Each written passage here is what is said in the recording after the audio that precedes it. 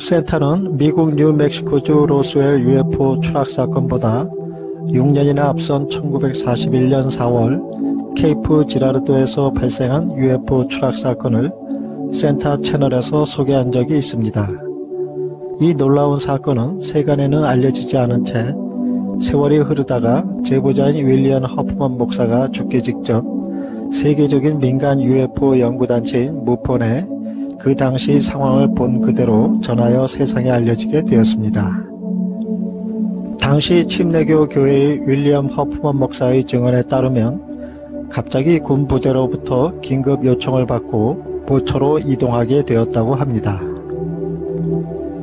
도착한 현장에는 이미 군의 정보 요원들과 FBI 요원, 소방관들로 에워싸고 있었으며 추락한 비행 접시가 부서진 채 땅에 처박혀 있었고 세구의 외계인 사체가 있었다고 합니다.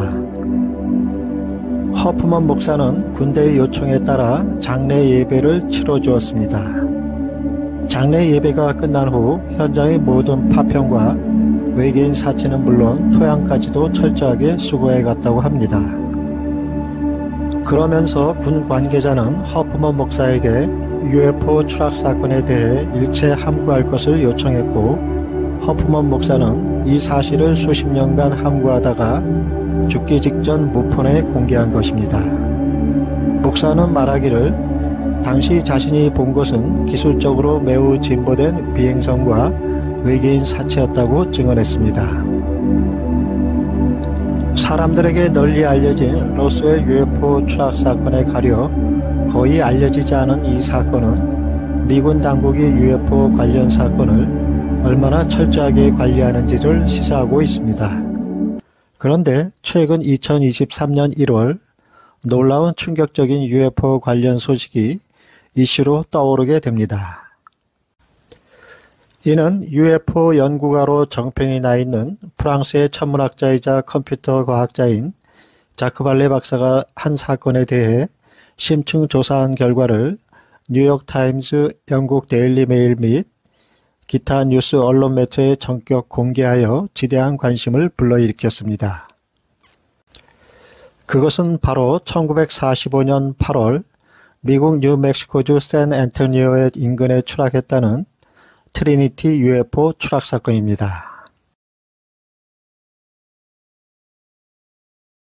센터는 트리니티 UFO 추락 사건의 정보를 2024년 초 해외 채널을 통해 처음으로 접하게 되었습니다. 그리고 이 사건에 관한 관심과 흥미를 느끼게 되면서 올해 초 조사에 착수하게 되었습니다. 그런데 자료조사를 진행하는 과정에서 사건의 진실을 알고 있는 목격자가 진술한 증언 내용과 그가 그동안 숨겨왔다는 추락한 물체에서 가져온 잔해물이 뜻밖의 진위 논란의 중심에 서 있다는 것을 알게 되었습니다. 따라서 센터는 트리니티 UFO 추락 사건의 객관적인 사실 평가와 조사 결과에 의한 사건의 진실 여부 및 잠정 결론을 내리고자 이 사건의 히스토리를 추적하게 되었습니다. 이 사건을 심도 있게 조사하고 긍정적 평가를 내린 프랑스의 저명한 UFO 연구가인 자크 발레 박사의 견해와 추락 사건 당시 군부대의 회수에 이르기까지 모든 상황의 흐름을 목격했다는 호세 파델라의 진술 내용, 해당 사건을 최초로 보도한 벤 모펫 기자가 쓴 기사 내용, 미국 TV 채널에 출연한 호세의 인터뷰 내용, 추락한 비행체 내부에서 가져온 것이라는 금속 물체의 분석 결과 보고서, 해당 사건을 심층 조사한 무폰 소속의 베테랑 조사관이었던 제임스 클락슨의 조사 결과물, 그리고 이 사건을 조사한 더글라스 딘 존슨과 과학작가인 브라이언 더닝의 조사 리포트와 위키피디아에 실린 사건의 히스토리, 기타 해외 유튜브 채널 등 광범위한 자료조사를 진행해 왔습니다. 2003년 기자 벤 모펫은 뉴멕시코 지역신문에 이 사건을 기사화하여 최초로 세상에 알린 사람이었습니다. 그가 쓴 기사는 잠시 묻히는 듯 하다가 2009년 5월 이탈리아계 미국인인 포토 저널리스트이자 탐사보도 기자인 파울라 헤일리스에 의해 주목을 받게 됩니다. 이후 파울라 해리스는 이 트리니티 UFO 추락 사건에 관한 깊은 관심과 흥미를 갖게 됩니다. 2006년 영국의 저명한 UFO 연구가인 티모시 굿은 그의 책 Need to Know에서 이 사건을 언급했습니다. 2011년 자크 발레 박사는 66년 동안 침묵 속에 가라앉아 있었던 트리니티 사건의 단서를 탐사 보도 기자인 파울라 해리스로부터 깊숙이 숨겨져 왔던 사건의 실마리를 풀어줄 두 사람의 휴민트 정보를 접하게 됩니다. 그리고 자크 발레 박사는 사건의 내막과 진실을 알아내기 위해 2010년 이후 유일한 목격자인 호세 파딜라와 레미 바카를 찾아 본격적인 인터뷰 조사를 하게 됩니다. 10년간의 조사 끝에 사건의 조사를 마무리한 후 2021년 7월 31일 프랑스어로 된 단행본 트리니티가 출간되었고 이후 보강된 자료를 추가한 두 번째 책인 트리니티 가장 잘 보관된 비밀이란 제목의 책으로 2022년 8월 1일에 출간되었습니다. 자크 발레 박사는 파울라 해리스와 함께 이 트리니티 UFO 추락 사건의 현장 조사에서 아직 생존해 있는 목격자의 역사적 관찰을 재구성했습니다. 알려진 바에 의하면 당시 9살의 어린 소년이었던 호세 파딜라가 친구와 함께 비행물체가 인근 타워에 충돌하면서 지면에 추락한 것과 나중에 군부대가 현장에 출동하여 추락한 물체를 트레일러로 회수하여 가져가는 모든 상황에 이르기까지 전 과정을 약 9일간에 걸쳐 낱낱이 관찰했다고 증언했다는 점입니다. 그러나 이후 이 소년은 자신이 당시 9일 동안 물체의 상태와 군인의 활동을 관찰하고 몰래 물체의 내부로 들어가 한 일에 대해 세상에 발설하게 될 때 자신의 신상에 닥칠 두려움에 60년간 침묵을 지켜왔다고 합니다.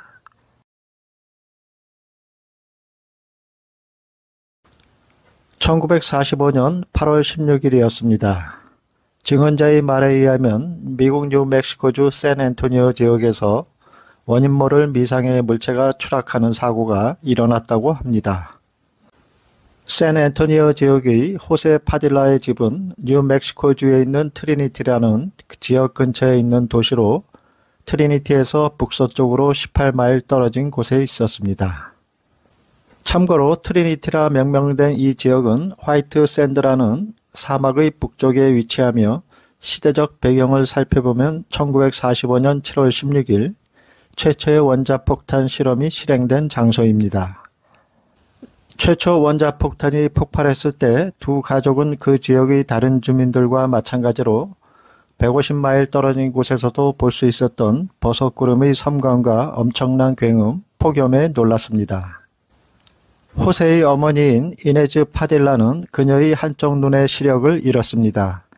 그 지역 주민들에게도 다른 심각한 피해가 있었습니다. 당시 뉴멕시코의 사막에서 7월 16일 최초 원폭 실험이 시행된 직후 정확히 한 달 뒤인 8월 16일에 UFO로 추정되는 추락사고가 샌앤토니오 지역에서 발생하게 된 것입니다. 다음 제2부에서는 당시 어린 소년이었던 호세 파딜라가 사건 현장을 발견하게 된 경위와 초기에 관찰한 내용을 전해드립니다. 그럼 2부에서 다시 뵙겠습니다.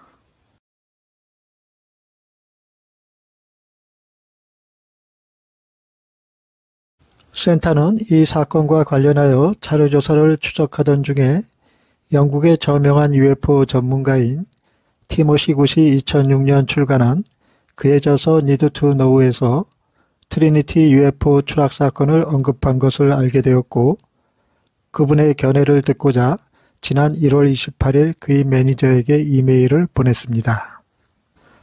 답장은 곧바로 30분 안에 왔으나 내용인즉 그가 현재 건강상의 이유로 인해 답장할 수 없다라는 짧은 메시지였습니다. 센터는 그분이 어떤 견해로 책에 기술했는지 혹시나 하는 생각에 다방면으로 검색한 결과 마침내 책에 언급된 트리니티 사건 관련 내용을 찾을 수 있었습니다. 그 내용은 짧게 정리된 요약으로 1945년 8월 트리니티에서 원폭이 폭발한 지 거의 5주 후에 샌앤토니오의 파딜라 목장 근처에서 두 어린 소년들이 굉음과 빛을 보고 현장에서 땅속에 박힌 아보카도 형태의 우주선이 지상에 돌출된 것을 발견했다는 내용이었습니다.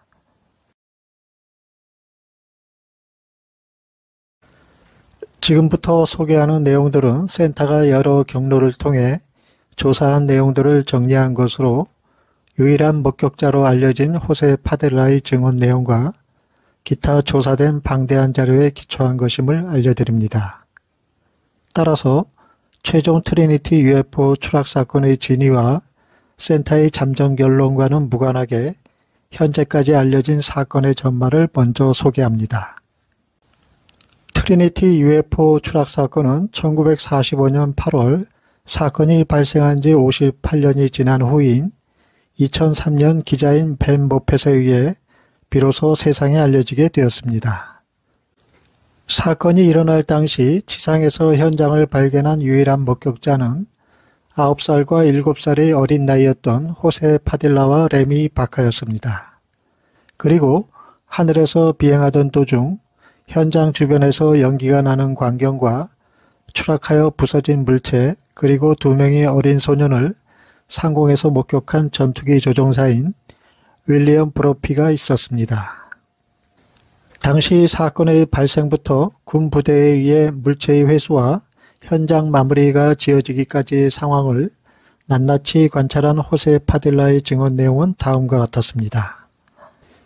파딜라 가족은 소를 키우는 목장과 집, 픽업 트럭 한 대가 있었습니다. 당시 9살인 호세는 아버지 집의 농장에서 일하고 있었습니다. 폭풍으로 비바람이 불던 날 두 소녀는 송아지를 찾고 있을 때 소닉붐과 같은 폭음 소리가 들렸고 협곡에서 연기가 나는 것을 보았습니다. 원폭 실험이 있은 지 한 달 후 또 한 차례의 폭음을 들은 호세는 친구 레미에게 폭탄이 터진 것 같다고 말했습니다. 아이들은 무슨 일이 일어난 건지 확인하러 그쪽으로 향했습니다. 호세의 말에 의하면 가장 가까이 접근했던 거리는 약 300피트였습니다. 호세는 늘 소지하고 다녔던 망원경을 통해 사고가 발생한 현장을 두루 살펴보게 됩니다. 사고 현장에는 충격으로 부서진 듯 커다란 구멍이 있는 아보카도 모양의 큰 물체가 근처 타워에 충돌한 후 추락한 듯 땅이 패인 큰 도랑이 발견되었고 물체가 땅 위를 쓸고 내려가 축구장만큼 크기의 면적에 손상을 입혔습니다. 그리고 발바닥이 뜨거울 정도로 지면의 온도가 상승하면서 덤불이 타오르고 있었습니다. 그런데 구멍난 물체의 주위로 키가 작은 생명체 3명이 이리저리 미끄러지듯 뛰어다니는 것을 보게 됩니다. 호세의 눈에는 그 생명체들의 모습이 마치 곤충처럼 보였고 고통을 겪고 있는 것처럼 느껴졌으며 고음의 소리가 들렸습니다. 그 순간 소년들의 마음에 불쌍함이 여겨졌습니다. 호세는 그 상황에서 두려움이 없이 더 가까이 접근하고 싶었지만 겁에 질린 레미는 싫다고 하여 소년들은 집으로 돌아가게 됩니다. 소년들이 집에 도착했을 때 호세는 본인들이 본 미상의 물체가 추락한 사고에 대해 아버지에게 말하게 됩니다. 다음 제3부에서는 호세가 9일간 관찰했다는 현장 기록에 관해 살펴보도록 하겠습니다. 시청해 주신 여러분들께 진심으로 감사드립니다. 호세는 하루를 뺀 8일간에 걸쳐 추락한 비행물체가 군에 의해 최종 회수되어 차량에 의해 옮기게 되기까지 전 과정을 관찰할 수 있었다고 합니다. 그에 따르면 그 물체는 나중에 미 육군에 의해 회수되었습니다. 그럼 그가 공개한 내용을 바탕으로 관찰한 기록을 핵심만 정리하여 알려드리겠습니다.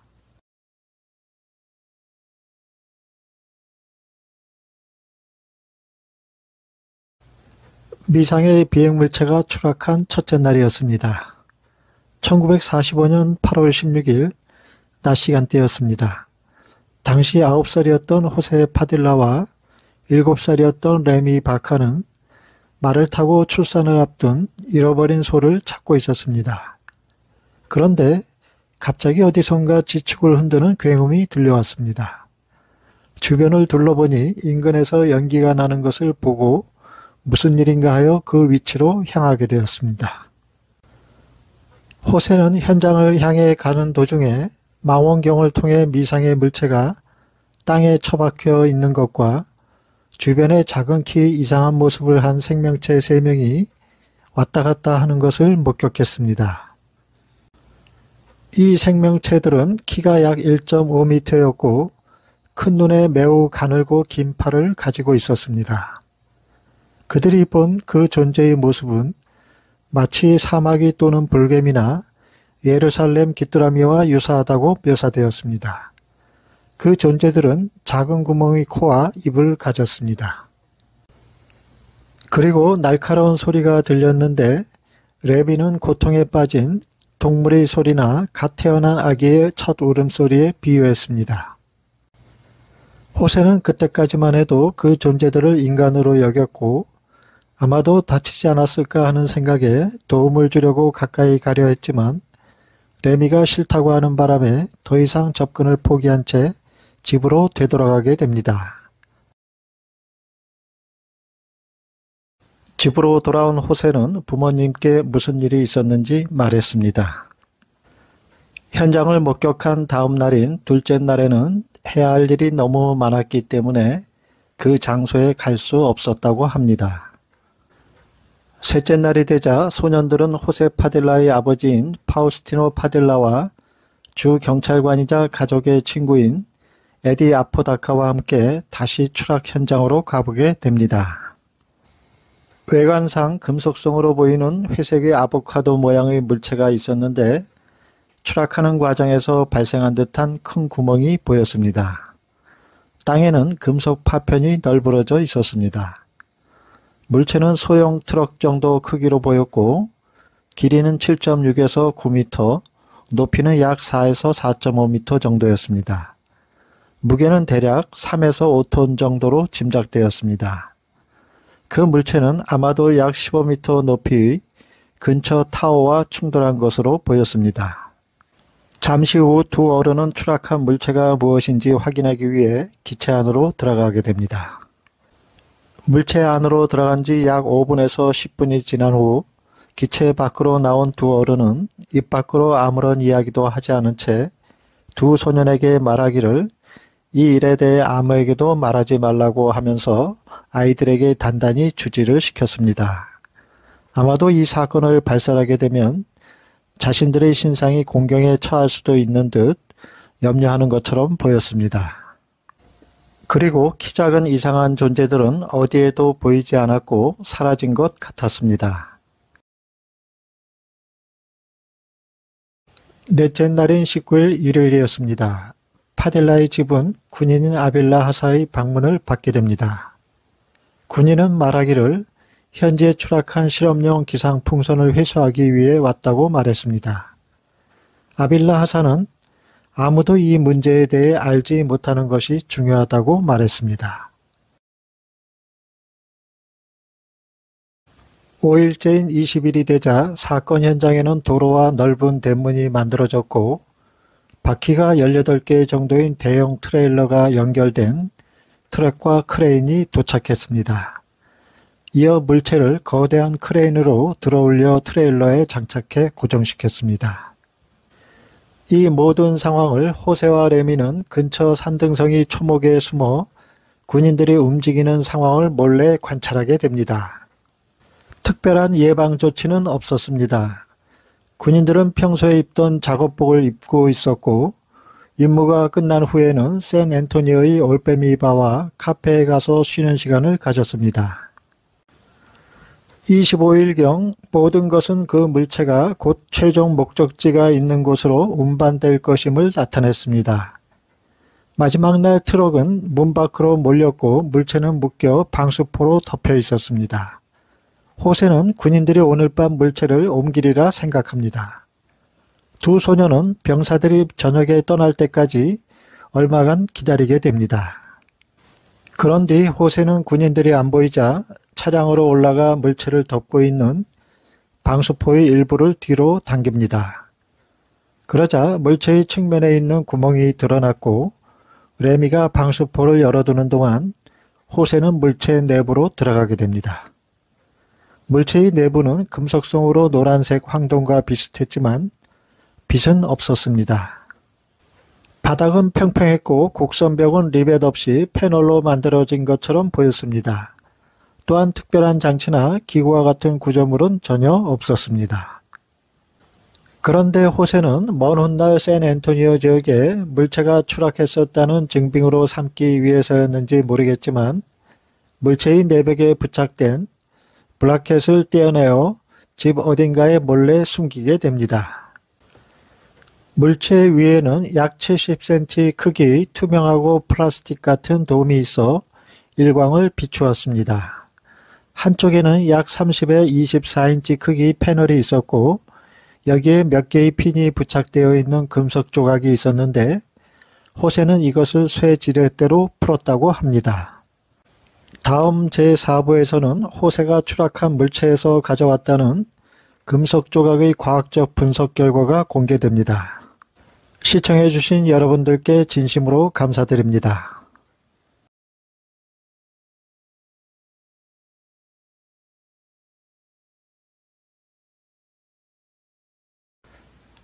당시 아이들은 추락 현장의 땅바닥에 떨어진 빗자루와 갈퀴 등의 자국을 보았다고 말했습니다. 그리고 종이처럼 보이는 금속 조각과 같은 물건을 발견했는데 그것은 주름이 접혔다가 원래 모양으로 되돌아갔다고 합니다. 당시 어린 호세는 물체의 내부로 들어가 구부러진 벽에 회전하는 장치가 부착된 온전한 패널이 있는 것을 보았습니다. 호세는 그것에서 금속물을 떼어냅니다.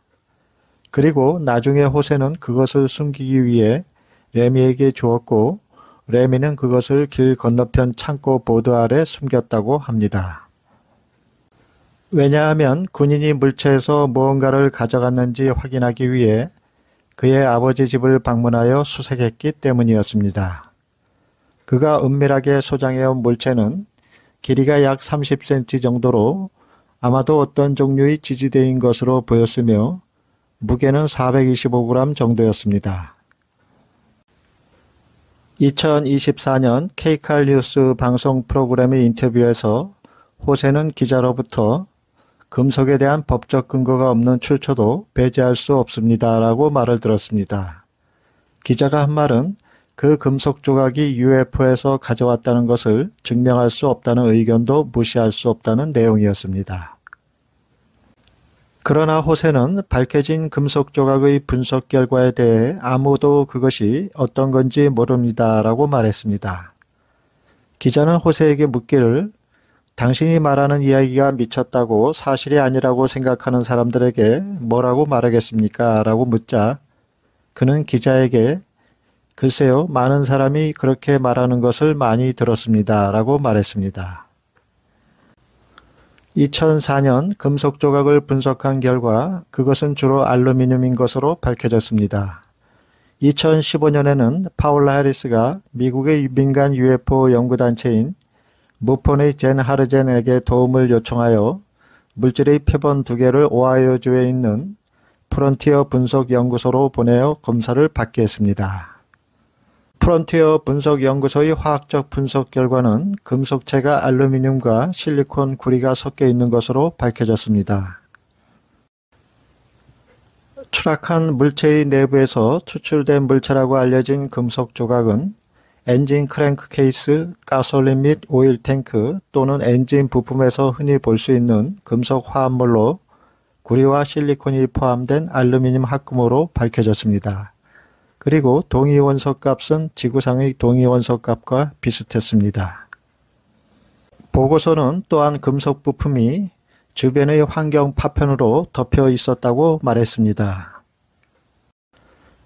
2016년 새로운 분석에서는 이 물질을 알루미늄이 87.06%, 실리콘이 10.45%, 구리가 1.97%, 마그네슘이 0.52%로 구성된 실루미늄으로 추가 분류했습니다. 2017년 10월 24일에는 멕시코의 분석교육센터에서 이 조각을 분석한 결과 화학공학자 베르나베 에르난데스 산토스는 알루미늄이 34.6mg으로 우세하며 아연이 27.0, 철이 6.5 및 기타 알려지지 않은 158.5mg의 판독불가 원소가 뒤를 잇는 것을 발견했습니다. 이 사건을 조사한 자크발레 박사는 아마도 금속 조각이 차량 장비의 일부가 아니라 군인들이 사용하는 도구 또는 파괴된 타워에서 산산조각이 나면서 나온 것일 수 있다는 견해를 밝혔습니다. 결론적으로 자크발레 박사는 다양한 분석을 통해 이 재료는 알루미늄 실리콘의 일반적인 합금이며 표준으로 복잡하지 않으며 업계에서 많이 사용된다는 결론을 내렸다고 확신했습니다. 다음 제5부에서는 전직 범죄수사관으로 20년의 경력과 워싱턴에서 30년 동안 무폰의 회원이었고 10년간 워싱턴주 담당 국장으로 일해왔던 제임스 클락슨이 조사한 트리니티 사건의 보고서 내용을 소개하겠습니다. 시청해 주신 모든 분들께 진심으로 감사드리며 5부에서 찾아뵙겠습니다.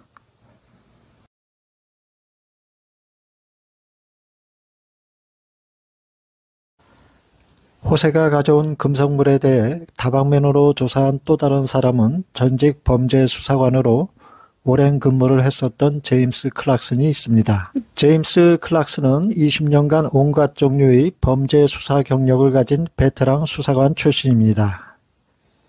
그는 워싱턴주에서 30년 동안 무폰의 회원이었고 지난 10년 동안 주 국장으로 일했습니다. 무폰과의 시간이 끝날 무렵 그는 스페셜 어사이먼트 팀에도 참여했습니다. 그가 트리니티 UFO 충돌 사건의 정보를 처음 접한 것은 트리니티 최고의 비밀이라는 제목의 파울라 해리스와 자크 발레가 공동 집필한 책이 출간되기 전이었습니다. 2014년 사고 현장으로 갔을 때 파울라 해리스와 그녀의 조수 그리고 아직 생존해 있는 증인인 호세 파딜라를 만나게 되는 행운이 있었습니다. 그는 사건 전체를 조사하는 과정에서 뉴멕시코 로스웰에 있는 뉴멕시코 육군 사관학교의 수석 교관인 프랭크 킴블러 씨를 알게 됩니다. 제임스는 그를 친구이자 자신이 존경하는 견해를 가진 사람으로 생각한다며 그의 연구 결과에 대해 다음과 같이 말했습니다. 프랭크 킴블러는 뉴멕시코 군사연구소의 지구과학 부교수로 40년 이상 전문 지질학자로 일했고 국립해양대기청의 해양학자와 애리조나주의 광산 엔지니어로 일해왔습니다. 그는 2009년 뉴멕시코 로스웰로 이사한 직후 로스웰 UFO 사건의 배후 이야기에 깊은 관심을 가졌습니다. 그는 제임스가 정확하게 조사 연구를 진행한다면 트리니티 UFO 충돌 사고로 알려진 사건에 관한 자신의 연구 결과를 포함할 수 있도록 허락해 주었습니다. 2016년 제임스 클락슨은 무폰의 프랭크 킴블러의 분석 결과 내용과 자신의 조사를 바탕으로 보고서를 작성하여 제출했습니다. 다음은 그가 제출한 보고서의 내용입니다. 프랭크 킴블러는 소년 시절 호세 파딜라가 추락한 우주선의 내벽에서 가져온 것으로 추정되는 UFO 조각의 금속 샘플에 대해 다중 비중 테스트를 수행할 수 있었다고 말했습니다. 비중 테스트는 일관된 답을 주었다고 합니다. 이 합금은 40년대 후반에서 50년대 초반에 사용되었으며 풍차와 펌프를 포함하는 많은 종류의 기계에 사용되는 주조 합금과 동일한 것으로 밝혀졌습니다. 그가 호세 파딜라를 인터뷰했을 때 그는 증인이 일관되게 같은 이야기를 했다고 말했습니다. 그는 호세 파딜라에게 이것이 풍차의 일부처럼 보인다고 말했으나 파딜라는 이것이 풍차 부품이 아니라고 하면서 그것이 추락한 우주선의 내부에서 나왔다고 말했습니다. 이어 호세 파딜라는 그렇지 않다고 주장하며 계속 송신탑에 관해 언급하면서 UFO가 송신탑에 부딪혔다라고 말했습니다. 킴블러는 호세 파딜라에게 그것이 있는 곳으로 데려다 줄 수 있냐고 물었습니다. 프랭크 킴블러는 그 장소로 인도되었고 그에게 전하길 라디오 타워의 증거는 없다고 말했습니다.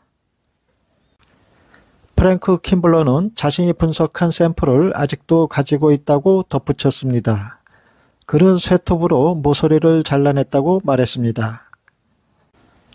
프랭크 킴블러는 2015년 오픈마인드 컨퍼런스 프레젠테이션 강연에서 이 조사와 직접적으로 관련된 슬라이드를 제시했습니다.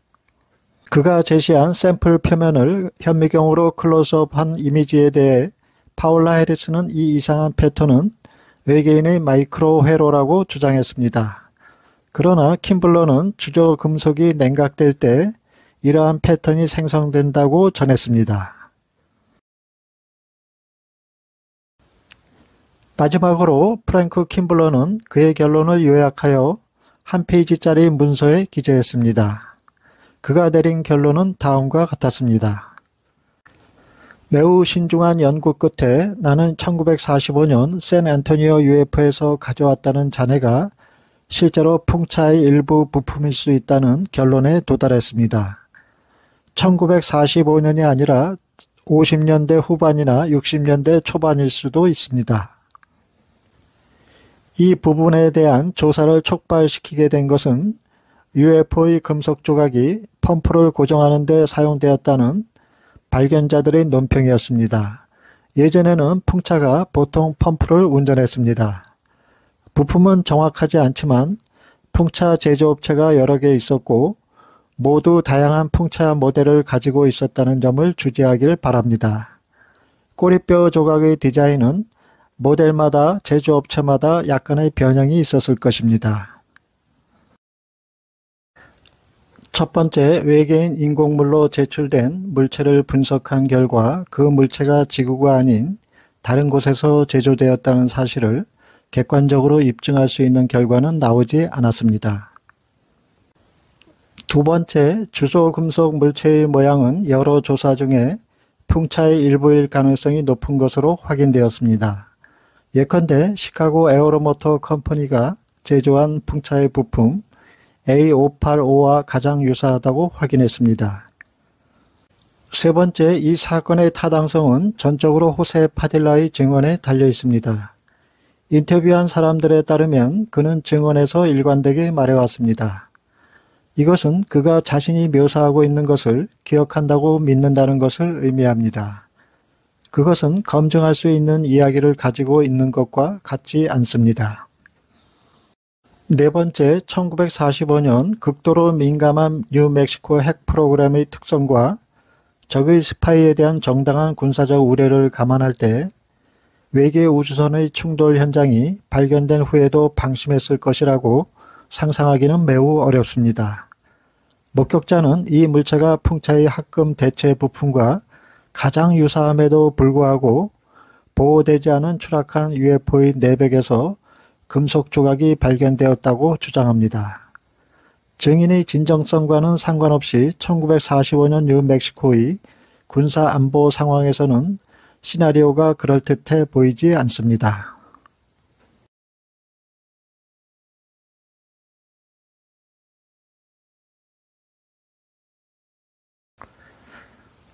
다음 제6부에서는 회의론자들이 이 트리니티 UFO 추락사고로 알려진 사건에 관해 결론을 내리길 날조된 속임수라고 주장하면서 그들의 주장이 무엇에 근거한 것인지 알아보는 시간을 갖겠습니다.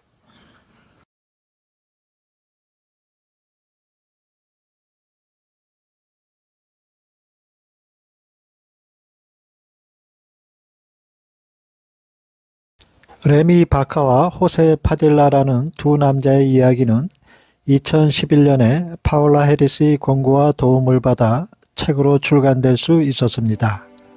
책의 내용은 그들이 어린 소년 시절 살았던 근처의 트리니티 지역에서 그들에게 일어난 사건들을 회고한 것으로 알려져 있습니다. 하지만 당시 UFO는 커다란 이슈로 주목받지 않아 큰 관심을 끌지 못하게 됩니다. 이후 10년이 지난 2021년 자크 발레와 파울라 해리스에 의해 트리니티 UFO 사건을 다룬 트리니티 가장 잘 보관된 비밀이란 책이 출간됩니다. 오늘 소개하는 6부에서는 트리니티 사건이 왜 진위 논란의 거센 도전을 받게 되었는지, 이 사건을 파헤친 회의주의 작가인 브라이언 더닝의 주장을 알아보겠습니다.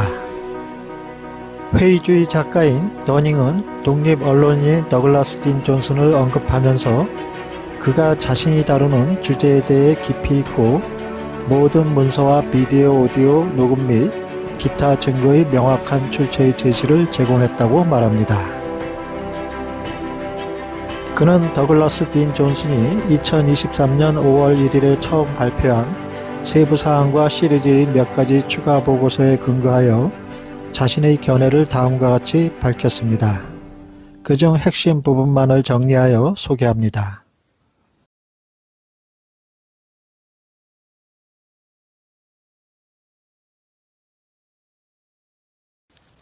트리니티 UFO 이야기는 날조된 거짓 이야기라고 주장합니다.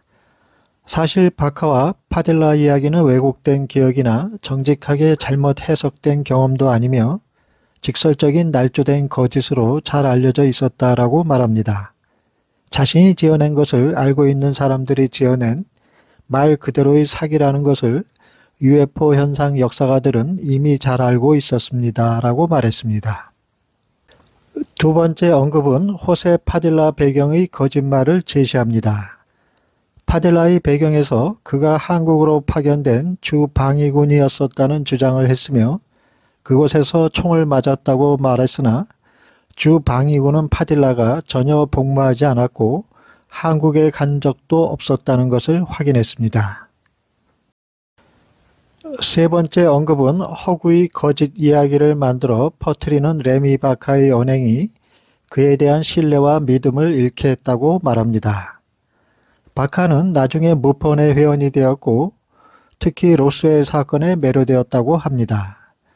1995년 바카는 UFO 연구가인 도널드 슈미츠의 로스웰 사건을 주제로 한 강연에 참석했습니다. 강연이 끝나자 그는 슈미트에게 1947년에 자신에게 일어난 UFO 추락 사건에 대한 개인적인 이야기가 있다고 말했습니다. 그러나 슈미트는 바카의 연락처를 적었지만 아무 조치도 취하지 않았습니다. 다음으로 2002년 말이나 2003년 초에 바카는 자신이 잘 알고 있는 로스웰 사건에 관한 연구를 한 또 다른 작가인 토마스 캐리에게 연락했습니다. 바카는 정말 좋은 책과 영화가 될 것으로 생각한 이야기를 가지고 있다고 말합니다. 그런데 이번엔 바카는 1945년이 아닌 1946년으로 연도를 바꿉니다.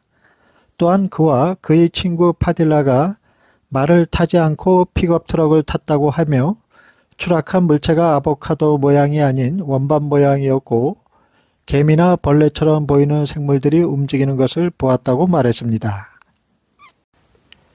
그러나 이번에도 마찬가지로 캐리는 그의 이야기에 그 어떤 것도 하고 싶다는 관심을 표명하지 않게 됩니다. 이로써 그는 여러 UFO 작가에게 여러 가지 다른 버전의 이야기를 꾸며내어 제안한 끝에 마침내 하나가 출판될 때까지 진행했다는 것이 증명되었습니다. 네 번째 언급은 빌 브로프의 상상력이 더해진 트리니티 사건 이야기의 완성이 결국 날조된 거짓임을 증명합니다. 트리니티 사건의 이야기에는 윌리엄 브로피라는 인물이 등장합니다. 이 사람은 해당 지역 상공을 비행하던 도중 지상의 현장 주변에서 연기가 나는 광경과 추락하여 부서진 물체 그리고 현장 주변에 있었다고 하는 두 명의 어린 소년을 발견한 미 공군 조종사로 알려졌습니다. 이 이야기의 발단은 그의 아들인 빌 브로피로부터 시작이 되는데요. 그는 파울라 해리스를 잘 알고 있었고 2009년 팝캐스트에서 파울라 해리스가 트리니티 이야기를 하는 것을 들었을 때 그녀에게 연락하여 추가할 몇 가지 새로운 세부 사항이 있다고 말합니다. 그는 UFO 이야기 저자에게 전화를 걸거나 글을 쓰고 그의 아버지가 그 이야기에 어떻게 밀접하게 관여했는지에 대한 환상적인 이야기를 들려주곤 했다고 합니다. 브로피는 아버지가 자네 수습을 직접 감독했고 아직 살아있는 외계인 중 한 명을 포획하는 것도 직접 감독했으며 외계인 시신을 직접 라이트 패터슨 공군기지로 옮겼다고 주장했습니다. 해리스는 그의 말에 그만 푹 빠져들게 됩니다. 2010년에 그녀는 미국으로 여행을 갔고 브로피 바카 파딜라를 인터뷰하게 됩니다. 바카와 파딜라는 이름이 붙은 공군 장교의 참여가 브로피 이야기에 대한 신뢰성을 부여했기 때문에 브로피의 등장을 반갑게 받아들이게 됩니다. 그것은 해리스가 2011년 책을 출판하게 된 원동력이 되었습니다. 그것이 세상에 나왔을 때 브로피는 트리니티 이야기의 주요 인물로 포함됩니다. 두 명의 작은 소년이 물체의 잔해를 목격하고 브로피 중령이 그 위를 비행할 때 추락 지점을 처음으로 발견했으며 공중에서 소년들이 물체를 바라보는 것을 목격했다는 이야기가 추가된 것입니다. 문제는 이 모든 새로운 이야기 요소들은 이전에는 존재하지 않았다는 것입니다. 빌 브로피는 UFO 이야기에 평생 열정을 가지고 있었고 그것을 들을 때마다 그는 이야기의 아버지를 추가했습니다. 결론적으로 이 이야기에 추가된 주요 요소가 빌 브로피의 상상력에서 비롯되었다는 사실입니다. 다음 제7부에서는 독립 언론인인 더글라스 딘 존슨이 철저하게 조사한 결과를 기반으로 그가 전하는 견해와 주장이 무엇인지 알아보도록 하겠습니다. 시청해 주신 여러분께 진심으로 감사드립니다.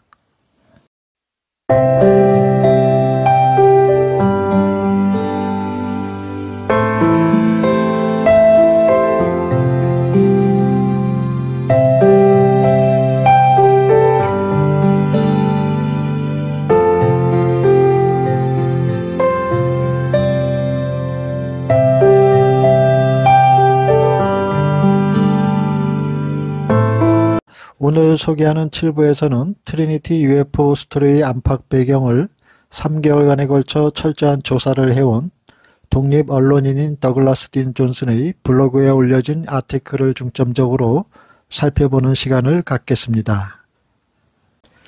이 사건을 심도 있게 조사한 존슨이 올린 포스트에는 1945년 8월 뉴멕시코 샌안토니오 근처에서 UFO 추락 및 회수의 목격자로 알려진 두 사람의 신뢰성과 그들의 주장에 관련된 특정 문제에 대한 게시물이 일목요연하게 정리되어 있습니다. 또한 그와 관련된 참고 증빙자료의 출처를 제시하고 있습니다. 그는 자신도 UFO 추락 사건의 진실에 대해 미국 정부가 지난 70년 동안 한 번 이상 파편 또는 물체의 일부를 회수했을 가능성을 제기하면서 트리니티 UFO 추락 스토리의 진실이 두 사람이 허황되고 날조된 작품에 불과하다고 잠정 결론을 내렸습니다. 그럼 그가 어떤 근거로 그러한 결론을 내릴 수 있게 되었는지 하나하나 살펴보도록 하겠습니다.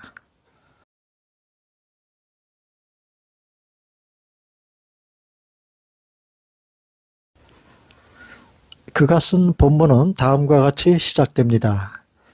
트리니티 UFO 추락 사고 이야기와 링크된 추락 스토리 파일 시리즈는 2023년 5월 1일 기준으로 3개월에 걸친 저의 저널리즘 조사를 바탕으로 작성되었습니다. 저는 목격자라고 주장하는 바카 파딜라, 브로피 세 분의 출처가 모두 신뢰성에 절대적으로 치명적인 거짓말이나 공상을 퍼뜨렸음을 입증하는 광범위한 문서를 제시합니다. 제 생각에는 세 가지 주요 출처가 모두 여러 차례 심각한 조작에 관여했음을 입증했기 때문에 그들이 묘사한 UFO 추락 사건의 상충되는 버전에 어떤 신빙성을 부여한다는 것은 어리석은 일이 될 것입니다. 이것이 제 결론입니다. 객관적인 독자라면 첨부된 추락사고 스토리 파일에서 제 평가를 정당화할 수 있는 충분한 증거를 찾을 수 있을 것이라 믿습니다.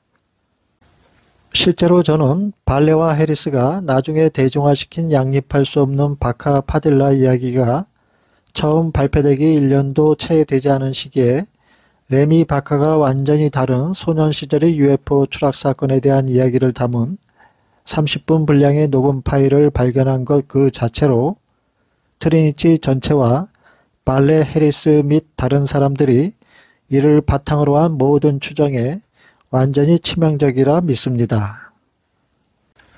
이에 대한 자세한 내용은 2023년 5월 20일자 보고서인 충돌 스토리 파일 레미 바카 스모킹건 인터뷰에 자세히 설명되어 있습니다. 자크 발레 자신도 2023년 9월에 바카가 캐리에게 제시한 UFO 추락 이야기는 허구라고 표현하는 것이 좋다고 인정했습니다. 바카 파딜라 이야기는 발레와 파딜라가 자주 말하는 것처럼 두 아이가 하는 이야기가 아니라 2003년 조작을 시작했을 때 60대였던 두 남자가 하는 이야기입니다. 바꿔 말하면 현장 목격자로 알려진 두 사람은 2003년 처음으로 학교 동창인 벤 모펫 기자에게 공개합니다. 이 두 사람은 그리 세련된 거짓말쟁이가 아니었습니다. 그들은 다소 잠정적으로 시작했지만 시간이 지나면서 자신들의 이야기를 마음껏 자세히 설명할 수 있고 여러 가지 방법으로 실수할 수 있다는 것을 알게 된 것 같습니다. 그런데 트리니티 이야기를 들은 사람들은 회의적인 검토를 거의 하지 않은 채 모든 것을 삼켰습니다. 존슨은 자신이 조사한 제시하는 정보에 대하여 트리니티 UFO 추락사고 복구 이야기의 신뢰성에 합리적인 의심의 여지 없이 명백하게 부정적인 결론에 도달하기에 충분합니다 라고 말합니다. 그럼 그가 직접 조사한 사실 내용들을 부분별로 나누어 알아보겠습니다. 첫 번째 내용은 수많은 경고 신호에 주의를 기울이지 않은 자크 발레 박사의 큰 실수라는 내용이 되겠습니다. 그는 자크 발레 박사에 대해 말하기를 UFO 현상의 본질에 대한 영향력 있는 분석 및 성찰한 책을 포함하여 그의 오랜 생애 동안 여러 분야에 인상적인 기여를 했습니다. 발레는 UFO 주제의 측면을 진지하게 받아들이는 사람들 사이에서 널리 존경받고 있습니다. 제롬 클라크의 UFO 백과사전 3판에 실린 발레의 프로필에는 유폴로지 원로 정치가로서의 발레는 거의 보편적으로 존경받는 인물이라고 적혀 있습니다. 자크 발레 박사는 2017년 10월 친구 론 브론클리로부터 이 사건에 대해 처음 들었지만 2018년 10월 파울라 해리스와 처음 방문한 뒤에야 이 사건에 몰입한 것으로 보입니다. 처음부터 발레는 해리스의 소재에 크게 의존해 왔습니다. 유감스럽게도 발레는 트리니티 사건에 자신의 명성을 걸고 투자한 것 같습니다. 한 과학자가 신뢰받을 자격이 없는 사람들에게 그렇게 했다고 저는 믿습니다. 그는 또한 보도에 따르면 충분한 재원의 일부를 홍보에 할애했습니다. 그는 홍보 담당자를 고용했는데 꽤 효과적이었던 것으로 보입니다. 그래도 저는 발레 자신이 엄청난 정도의 확증 편향을 보여주었다는 결론을 내릴 수밖에 없었습니다. 그는 수많은 경고 신호에 주의를 기울이지 않았습니다.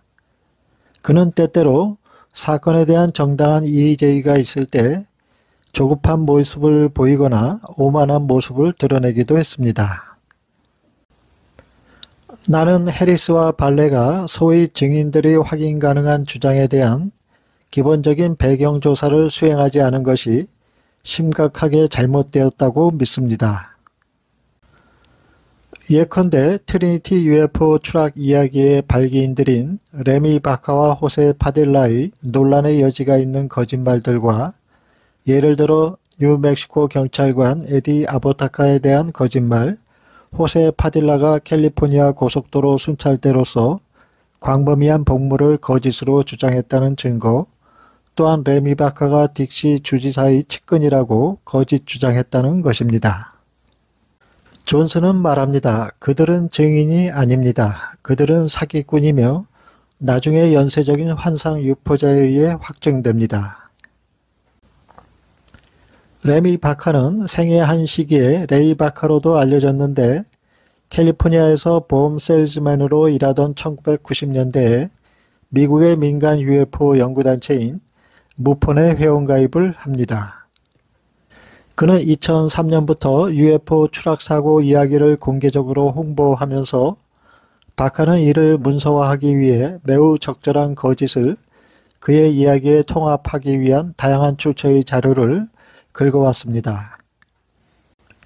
또한 레미 바카는 파울라 해리스와 다른 사람들에게 깊은 인상을 주기 위해 바카는 1970년대에 워싱턴주의 정치 세계에서 그의 위상을 심하게 과장하기도 했습니다. 구체적으로 바카는 워싱턴주 주지사인 딕시 레이의 중요한 선거 킹메이커였고 레이 주지사의 집행부 멤버였다고 거짓 주장을 했습니다. 또한 바카는 원자력위원회 위원 출신인 워싱턴주의 딕시 레이 주지사가 1945년 뉴멕시코주 샌앤토니오에서 발생한 UFO 추락사고에 대한 초비밀 파일을 바카에게 보여주는 환상적으로 믿을 수 없는 이야기를 조작했습니다. 1945년으로 추정되는 UFO 추락과 복구에 대한 이야기는 어린이들이 어른들에게 들려준 이야기가 아니며 오히려 60대 중반이었던 두 남자가 자크 발레와 파울라 해리스에게 처음 들려준 설화입니다. 두 목격자가 자신들의 이야기로 거액의 돈을 모으기를 희망하고 시도했으며 이를 위해 반복적으로 시도했다는 증거가 있습니다. 그들은 그것으로부터 이익을 얻기를 희망했습니다. 2023년 9월 16일 프레젠테이션에서 파울라 해리스는 뒤늦게 레미 바카는 꽤 욕심이 많았다고 말했습니다. 바카는 파딜라가 가지고 있는 외계 우주선의 내부 패널이라고 말한 알루미늄 블래켓에 25만 달러를 원했고 두 사람의 이야기에 25만 달러를 원했다라고 말했습니다. 그러나 그러한 노력 중 어느 것도 끔찍하게 성공적이었는지는 분명하지 않습니다. 다음 제8부에서는 또 다른 의혹과 점점 더 부풀려지는 트리니티 이야기에 대한 진실을 파헤칩니다. 시청해 주신 여러분께 감사드립니다. 그럼 다음 시간에 또 뵙겠습니다.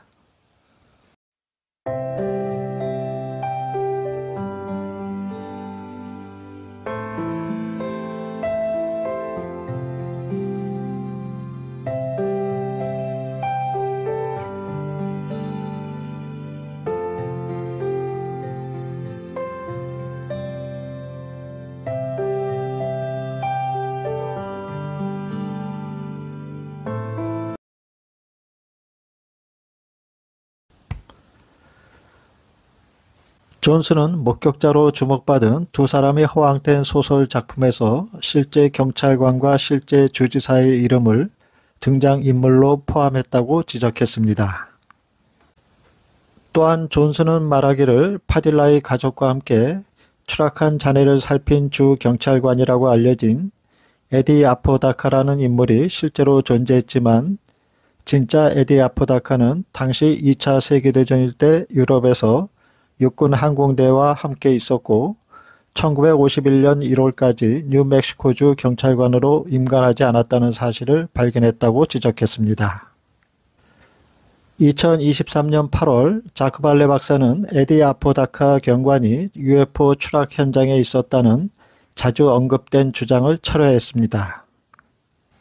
다시 말해 존슨의 지적은 충돌 사고일이 지나고 5년이 넘도록 뉴멕시코주 경찰관으로 임관하지 않아 에디 아포다카가 충돌 현장에 있었다는 것은 말짱 거짓말이라는 것입니다. 한마디로 에디 아포다카가 그들의 거짓 이야기에 삽입된 가상인물이었다는 것입니다.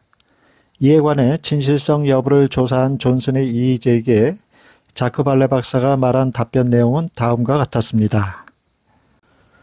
2023년 5월 15일 자크 발레 박사는 파울라 해리스의 웹사이트에 더글라스 딘 존슨이 제기한 다양한 사실의 답변을 게시하고 트리니티 UFO 사건에 대한 다양한 비판을 다루었습니다. 자크 발레는 트리니티 사건이 여전히 존재하는 이유라는 장에서 파딜라 씨의 인생 이야기, 부상 및 기록에 대해 불확실성의 일부는 파딜라에게 일어난 다양한 인생 사건과 분실되거나 잊혀진 문서 때문이다 라고 말했습니다. 다시 말해 그는 인간이다라는 것입니다. 에디 아포다카라는 인물에 대한 불일치에 대해 발레 박사는 다음과 같이 말했습니다. 진정한 질문은 그 당시 뉴멕시코의 그 지역에 아포다카라는 이름의 경찰관이 단 한 명뿐이었겠는가 라고 말하면서 아포다카라는 성이 그 지역에서 흔하다는 것을 보여주기 위해 다양한 통계를 인용하지만 또한 그의 에디 아포다카 문제에 대한 조사는 분명히 계속될 것이라고 말했습니다.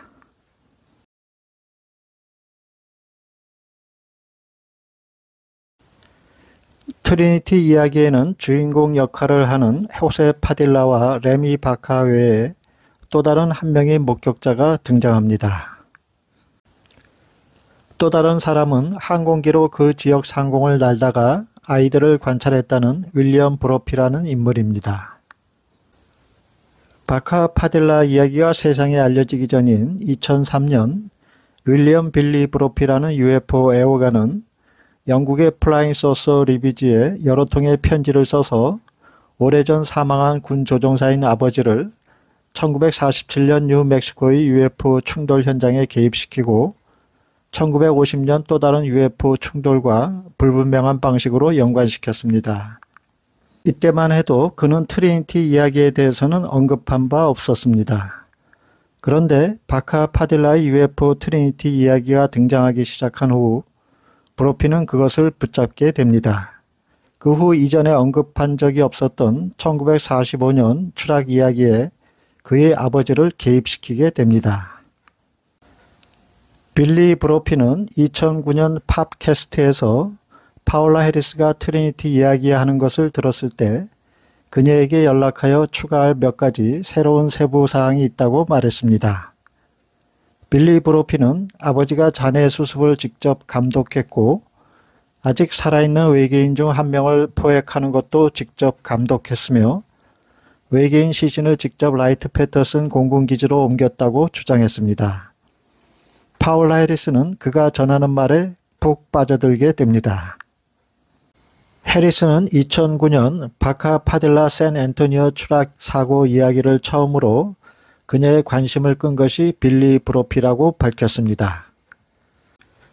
호세 파딜라는 2010년 12월 라디오 진행자에게 설명하길 거기에 물체가 있었어요. 원을 그리며 돌릴 수 있었습니다. 도구를 사서 다시 들어가서 그것을 뜯어냈어요. 바로 뜯어냈습니다. 제게는 그것이 부메랑처럼 보였습니다. 라고 말했습니다. 레미 바카가 사망한 이듬해인 2014년 멕시코의 하이메 마우센이 샌 앤토니오를 방문하게 됩니다. 마우센이 금속 조각을 들고 이것은 매우 중요합니다. 당신은 이것을 UFO에서 가져왔습니다. 나는 그것이 매우 가치가 있다고 생각합니다. 라고 말한 다음 파딜라에게 그것으로 무엇을 하려고 했는지 물었습니다. 파딜라는 박물관에 기증하여 놓을 것으로 생각한다고 대답했습니다. 마우센은 바카는 이 금속 유물을 발표하기 위해 많은 돈을 원했지만 당신은 그렇지 않았습니다. 왜 그렇습니까? 라고 묻자 파딜라는 돈은 나에게 중요하지 않습니다. 원칙일 뿐입니다. 라고 대답했습니다. 파딜라가 입수한 금속체는 해리스가 무폰의 전무이사인 얀 하젠에게 도움을 청해 오하이오주 채그린플스에 있는 프론티어 분석연구소의 과학자에게 전달이 되어 분석이 이루어졌습니다. 버딩거의 최종 보고서는 금속 샘플이 구리와 실리콘에 합금된 알루미늄이다라고 결론지었습니다. 이에 더글라스 딘 존슨은 블로그 게시물에서 파딜라가 추락한 기체 안에서 떼어냈다는 금속 물체에 대해 누군가에 의해 제조된 물체라는 것을 의미한다고 말했습니다. 그는 자크 발레 박사가 2021년 10월 21일 탐사 보도 기자로 유명한 조지 넵과의 인터뷰에서 그 금속물이 지상에서 유래했다고 믿습니다. 많은 브래켓과 유사한 브래켓이며 그것은 별로 특별하지 않고 미터법 치수를 하고 있다는 것을 관찰했으며 미국이 아닌 멕시코에서 제조되었을지도 모릅니다. 라고 추측했습니다. 존슨은 그 금속 물체가 일반적인 산업용 물건일 것으로 확신하면서 풍차 풍력 터빈의 일부로 식별했습니다. 그는 이 장치가 실제로 화이트 샌즈 북부 구역의 맥도날드 렌치에 있는 풍차 공장의 레버라고 말했습니다. 또한 존슨은 호세 파딜라가 추락한 물체 근처의 지상에서 장치를 발견했다고 말했다면 아무런 문제가 없었을 것이며 사고 지점 근처에서 발견된 오래된 고철 조각으로 인정될 수 있었지만 목격자들은 그 장치가 우주선 내벽 벽에 잘 부착되어 있었고 지렛대를 사용하여 제거해야 했다고 말해 파딜라의 증언에 신뢰할 만한 여지가 없다는 것을 지적했습니다. 그가 조사한 바에 따르면 의회 도서관에 문의하여 알아낼 수 있었는데 화이트 샌즈 미사일 발사장의 북쪽 지역은 마르코니 타워가 자리 잡고 있었습니다. 이 타워는 작은 풍차 덕분에 자체 에너지를 생산할 수 있었고 아마도 그 금속 물체는 거기에서 나왔을 것이라고 밝혔습니다.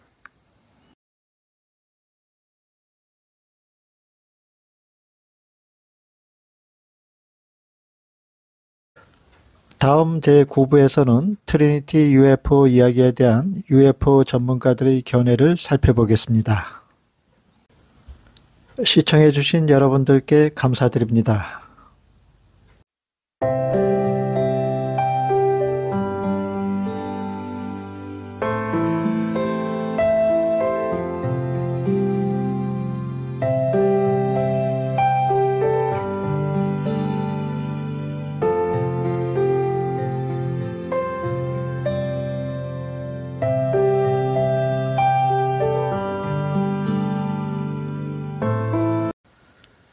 제9부에서는 트리니티 UFO 충돌 이야기에 대한 제3자인 UFO 전문가들은 이 사건 이야기에 대해 어떤 견해를 보이는지 알아보겠습니다.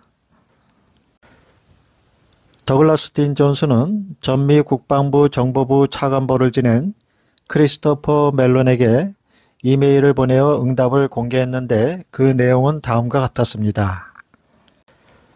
크리스토퍼 멜론은 답장에서 말하기를 처음부터 나의 견해는 발레 박사가 1945년 변칙 기술의 복구에 대한 확실한 증거를 찾지 못했지만 그 사건을 조사할 가치가 있을 만큼 충분히 신뢰할 수 있는 정보를 찾아냈다고 생각했습니다. 저는 잠정적인 결론에 도달하기도 전에 가족 중 한 명을 만나기 위해 서부로 날아가 진지하게 실사했습니다. 그 이후로 더글라스 존슨이 주요 증인의 진실성에 의문을 제기하는 새로운 정보를 표면화했다는 것을 이해합니다. 그러나 이 분쟁의 구체적인 내용을 파헤칠 시간이 없었기 때문에 이 사건에 대한 대조적인 견해를 평가할 위치에 있지 않습니다. 라고 답했습니다. 로스웰 사건에 관한 책의 공동 저자인 도널드 슈미트는 트리니티 사건은 100% 날조된 것입니다. 라고 대답했습니다. 매직 아이스 온리의 저자인 리안 우드는 2023년 5월 31일 더글라스 딘 존슨과의 인터뷰에서 다음과 같은 발언을 했습니다. 제 생각에는 당신이 내린 결론이 가장 가능성이 높습니다. 즉 돈과 명성을 추출하고 혼란스러운 추락한 UFO 이야기를 만들고 현대 문화의 모든 환경의 화제를 활용하려는 속임수와 베일에 쌓인 시도 또는 형편없는 시도입니다. 배드 UFO스의 로버트 쉬퍼 저자는 트리니티 UFO 이야기에 대해서 다음과 같이 말했습니다. 트리니티 UFO 추락 스토리는 2021년 5월 출시 당시부터 꽤 살얼음판 위에 있었습니다. 하지만 이제 완전히 산산조각이 났습니다. 더글라스 딘 존슨이라는 매우 부지런한 연구원은 다이너마이트 상자 전체를 실 위에 떨어뜨려 산더미처럼 날렸습니다.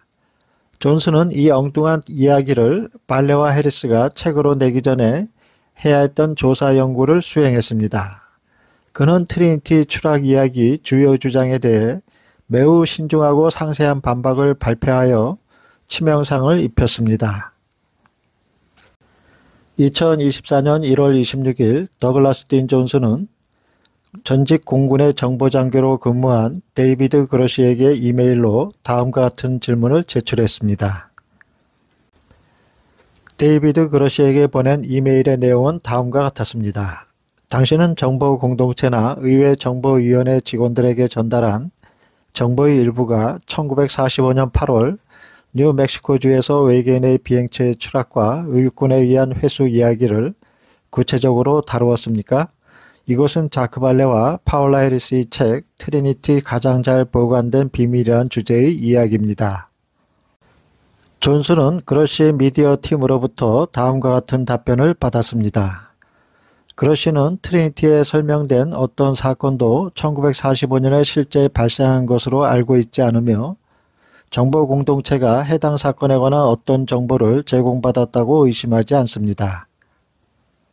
UFO 연구가인 데이비드 하플리는 존슨은 1945년 사고에 대한 핵심 증인들인 호세 파딜라와 고 레미 바카 그리고 자크 발레와 해리스가 적어도 그의 이야기로 돈을 벌 수 있다는 희망에 동기를 부여받은 연쇄 조작자였다는 것을 합리적인 의심이 여지없이 증명했습니다. 라고 말했습니다.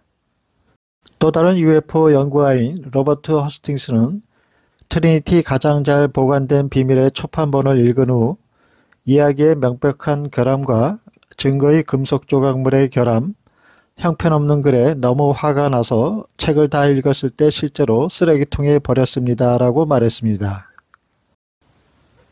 저명한 UFO 연구가인 케빈 랜들은 트리니티 초판 리뷰에서 다음과 같이 말했습니다. 이 새로운 이야기에는 로스웰 사건의 여러 측면이 삽입되어 있습니다. 제 관심을 끌었던 것은 외계인이 예루살렘 크리켓과 비슷하게 생겼다는 설명이었습니다. 바로 프랭키 로에가 로스웰의 외계인에 대해 이야기할 때 제공한 바로 그 설명입니다. 로스웰 사건에서 가져온 설명이 너무 많습니다. 저에게 이것은 확증보다는 오염을 시사합니다. 라고 케빈 랜들은 말했습니다. 이어 2023년 5월 20일 케빈 랜들은 말하기를 저는 더글라스 딘 존슨의 5월 1일 트리니티 UFO 추락 사건에 대한 분석에서 제기된 문제에 대해 자크 발레 박사가 내놓은 답변에 놀랐습니다. 저는 발레가 말한 내용 대부분이 보잘것없다는 것을 알았습니다. 주요 쟁점은 제대로 다루어지지 않았고 몇 가지 주목받지 못한 부분이 있었습니다. 더글라스 딘 존슨의 새 아티클은 샌앤토니오 추락 사건의 이야기가 완전히 다른 레미 바카와의 오디오 녹음을 보도하고 있습니다. 샌앤토니오 UFO 추락 사고가 사기라는 증거를 제공합니다. 라고 말했습니다.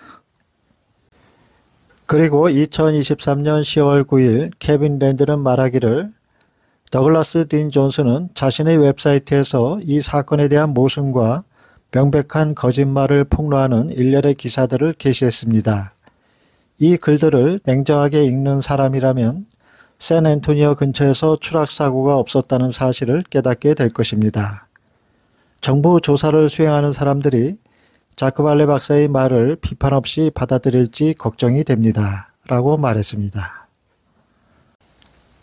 다음 제10부 마지막 편에서는 트리니티 UFO 추락 사건으로 알려진 이야기에 대한 센터의 견해와 잠정 결론을 말씀드리겠습니다.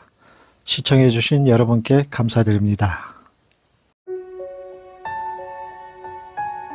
오늘 소개하는 영상은 트리니티 UFO 이야기의 진실성을 팩트 체크하기 위한 조사된 내용들을 마무리하고자 총정리하는 내용이 되겠습니다.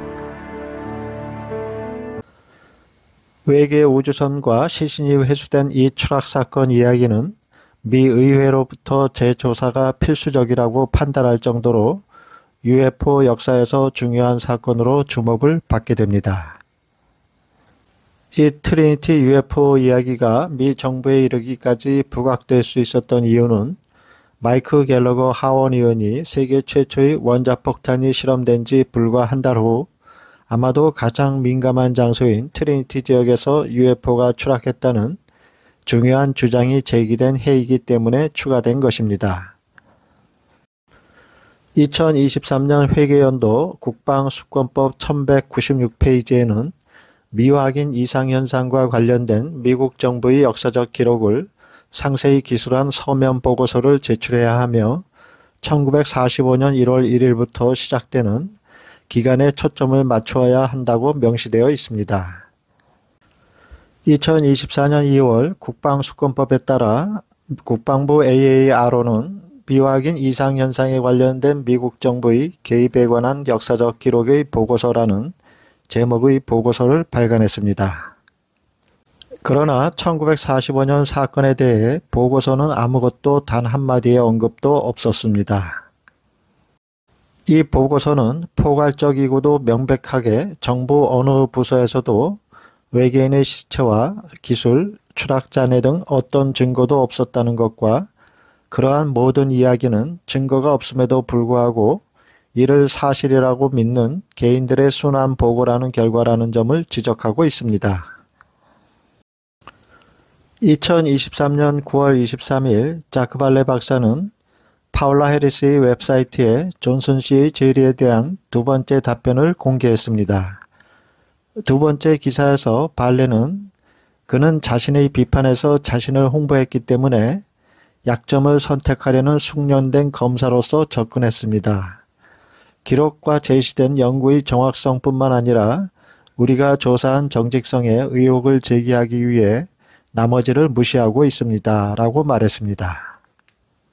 그러면서 한편 발레 박사는 우리가 책에서 사실적이거나 진실한 것으로 제시한 몇 가지 진술은 존슨 씨에 의해 올바르게 의심되었으며 그 점에서 우리는 그의 조사 방법이 가치가 있다는 것을 인정합니다. 그리고 우리는 그에게 전적으로 공을 돌리며 우리 기록에 필요한 변화를 주고 있습니다. 라고 긍정적인 표현을 덧붙여 말했습니다. 자크 발레 박사는 레미 바카가 왜 이야기의 세부 사항을 조작했는지에 대한 가능한 설명으로 두 아이는 그 이야기를 하기 위해 서로에게 엄숙하게 맹세했습니다. 그 서약이 깨졌다면 레미 바카가 아닌 나이가 더 위인 호세가 주도적인 역할을 해야 하지 않았을까요? 또한 호세 파딜라는 현장에 있으면서 우리 조사에 기꺼이 도움을 주었습니다. 존슨 씨가 암시하는 것과는 달리 그는 영광이나 보상을 추구하지 않았습니다. 그는 레미 바카와 공모하지 않았습니다. 라고 말했습니다. 발레 박사는 두 사람이 커다란 날조된 속임수로 이야기를 쓰기 위해 공모했다는 존슨 씨의 주장은 현실에 근거하지 않는다라고 결론지었습니다. 다음 두 번째 시간에서는 이 트리니티 이야기의 목격자로 알려진 호세 파딜라와 레미 바카가 말한 내용을 중심으로 총정리해보는 시간을 갖겠습니다. 시청해주신 여러분들께 감사드립니다.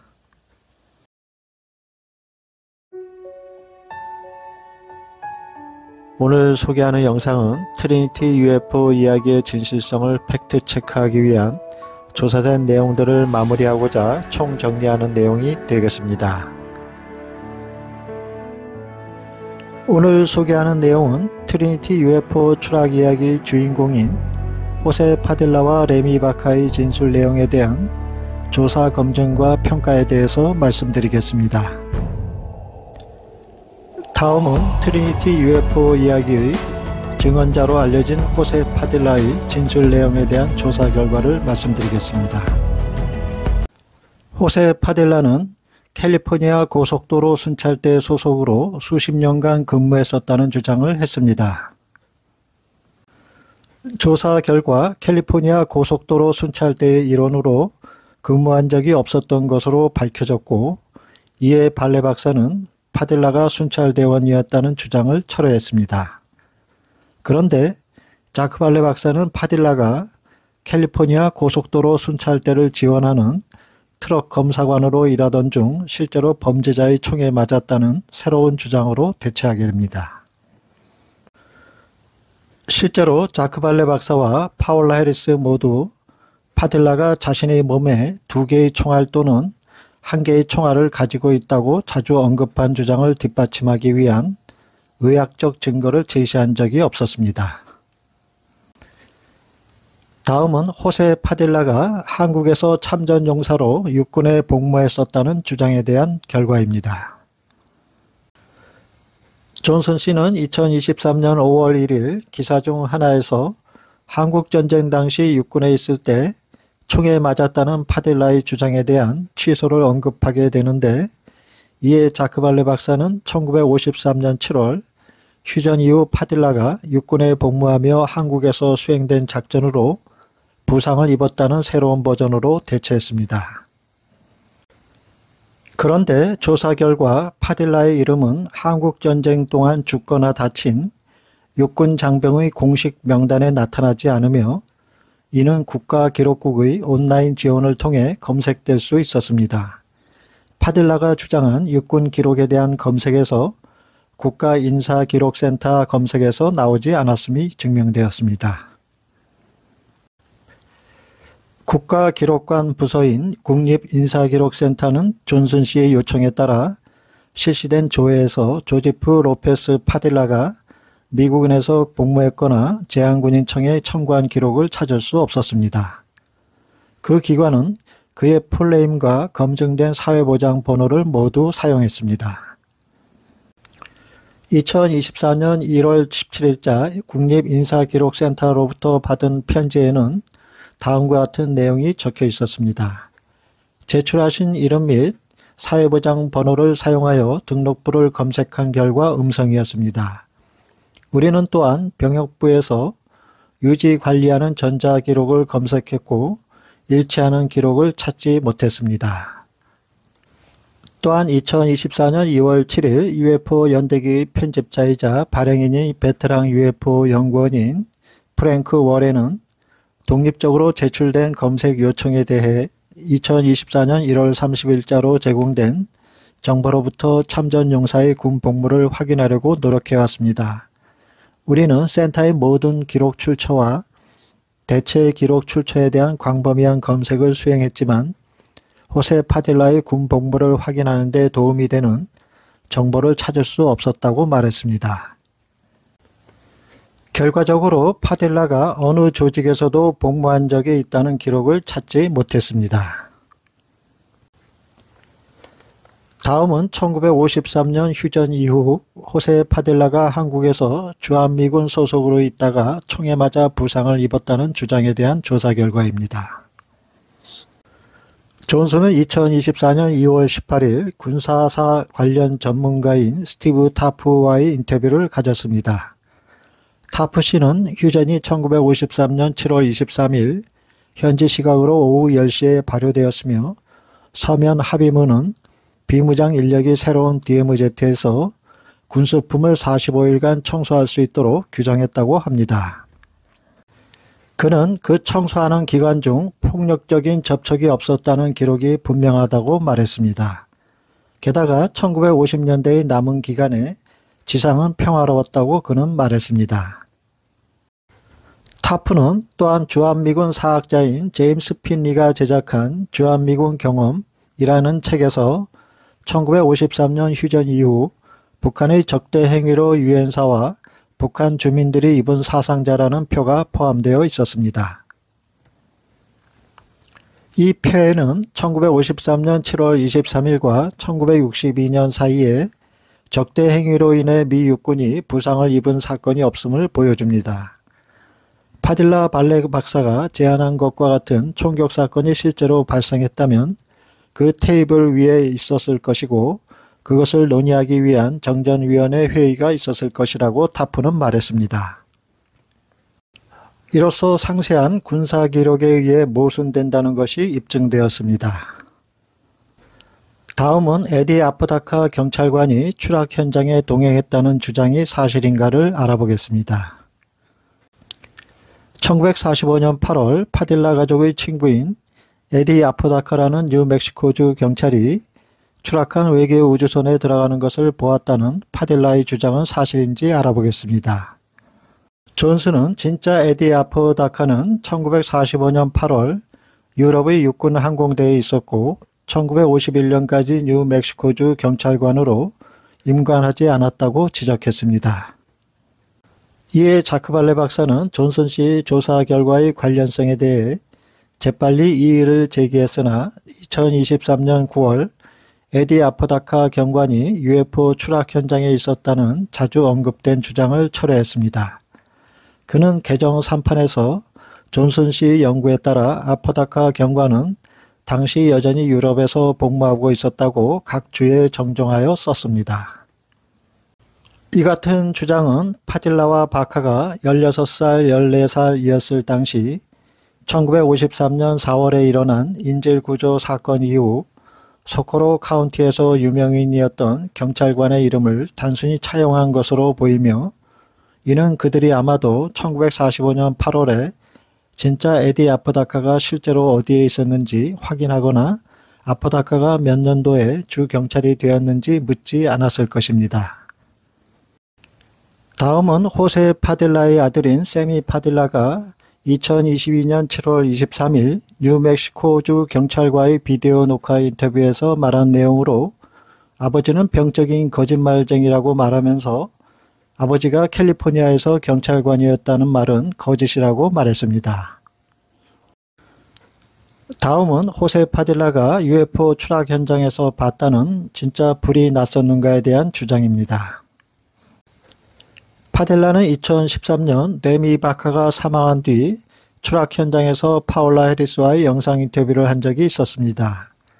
그는 두 소년이 부서진 우주선에 다가가면서 본 것을 묘사했는데 마치 산불 같았습니다. 왜냐하면 이쪽에 있는 이 나무들과 선인장들이 있었고 그런 것들로 인해 연기가 많이 났기 때문입니다. 라고 말했습니다. 파딜라는 2019년 발레와 해리스와의 인터뷰에서도 우주선이 불을 지폈다는 극적인 상세 목격을 말하기도 했는데, 말하건대 그 물체는 땅에 닿았을 때 너무 뜨거워서 불이 났습니다. 라고 말했습니다. 그러나 2010년 11월 24일 멜 파브레가스가 녹음한 파딜라와의 인터뷰 내용에서 파브레가스가 불을 보셨나요? 라고 묻자 파딜라는 즉시 아니요, 불은 전혀 없었고 연기만 났어요. 라고 대답했습니다. 결국 사진 기억을 가지고 있다는 파딜라의 진술이 거짓이었음이 드러나는 인터뷰였습니다. 다음은 호세 파딜라와 함께 UFO 추락 현장을 목격했다는 레미 바카의 주장에 대한 몇 가지를 살펴보겠습니다. 첫 번째는 자크 발레 박사에게 신뢰를 잃어버린 레미 바카입니다. 존슨 씨 보고에 대한 응답으로 자크 발레 박사는 레미 바카를 몇 가지 중요한 측면에서 그를 신뢰할 수 없는 것으로 간주해 왔다고 뒤늦게 고백했습니다. 따라서 존슨은 자크 발레 박사가 이제 그가 신뢰할 만한 증인으로 파딜라에게 크게 의존했다고 주장했습니다. 두 번째는 UFO 연구가에게도 신뢰를 잃어버린 레미 바카입니다. 벤 모펫의 기사가 2003년 말에 공개되기 1년도 채 되지 않아 새로 밝혀진 녹음을 바탕으로 한 후속 이야기인 레미 바카 인터뷰 녹음에서 레미 바카는 로스웰 사건의 연구자이자 작가인 톰 캐리에게 완전히 다른 소년 시절의 UFO 충돌 기억을 말했습니다. 바카는 허구 이야기의 연도를 1945년이 아닌 1946년으로 언급했고, 그의 이야기를 들은 캐리는 바카의 이야기를 전혀 믿지 않았습니다. 세 번째는 일확천금의 돈에 눈이 먼 레미 바카입니다. 자크 발레 박사와 해리스는 2023년 5월 1일 존슨의 기사를 계기로 레미 바카를 신뢰할 수 없는 것으로 간주했으며, 바카가 작품에 25만 달러를 원했고 그 이야기에 25만 달러를 원한 긍정적 동기에 의해 움직였다는 것을 인정하기 시작했습니다. 네 번째는 레미 바카가 쓴 책은 저품질의 아마추어 책이라는 내용입니다. 2011년 레미 바카와 호세 파딜라의 단행본인 그라운드 제로의 가장자리에서 태어났다, 51지역의 그림자 속에 살다라는 제목의 책에 대해서 자크 발레 박사는 아마추어 책이라고 부르며 대수롭지 않게 평가했습니다. 다음 제11부에서는 트리니티 UFO 이야기의 허구와 부실을 삼킨 자크 발레 박사와 파올라 해리스에 대해서 알아보는 시간을 갖겠습니다. 시청해 주신 여러분께 감사드립니다.